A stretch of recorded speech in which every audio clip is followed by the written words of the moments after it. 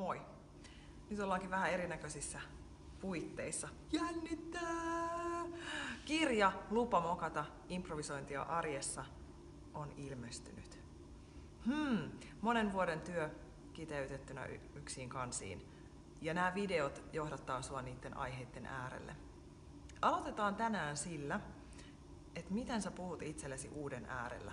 Tehdään yksi harjoitus yhdessä. Ja mä toivon todella, että nyt lasket sen aparaatin käsistäsi, jos sä katsot jostain sellaisesta puhelimesta tätä, niin laita se pois käsistä, jotta sulla on kädet vapaana. Okay. Ja laita käsi nyrkkiin sormi kerrallaan. Yksi sormi kerrallaan. Yes.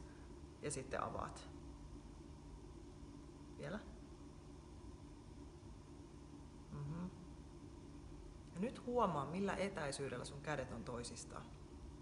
Laitoitko ne tälleen tismalleen samalla lailla? Olettaen, että nyt tää juttu onnistuu, jos sä teet sen samalla lailla kuin minä. Varjois sitä. Rikos se. Tee jotenkin toisella tavalla. Nopeuta sitä pikkasen. Jos menee tosi hyvin toiseen suuntaan, niin aloita toisesta laidasta.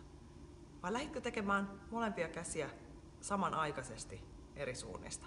Kokeillaan toinen juttu. Laita kämmenet yhteen, nyt käsken sua tekemään niin.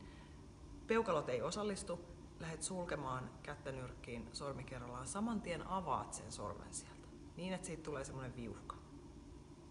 Ja nyt se pointti ei ole se, että sä oot tosi vikkelä tässä heti, vaan että sä kuulet, miten sä puhut itsellesi uuden äärellä. Eli kun eteen tulee jotakin sellaista, että hei, miten tää liittyy yhtään mihinkään, niin mitä sä puhut itsellesi silloin? Kiinnitätkö sä huomion siihen, että mikä ei suju? Tuolla menee tosi paljon paremmin, tuo on paljon nopeampi tossa. Vai kannustatko sä itseäsi siinä?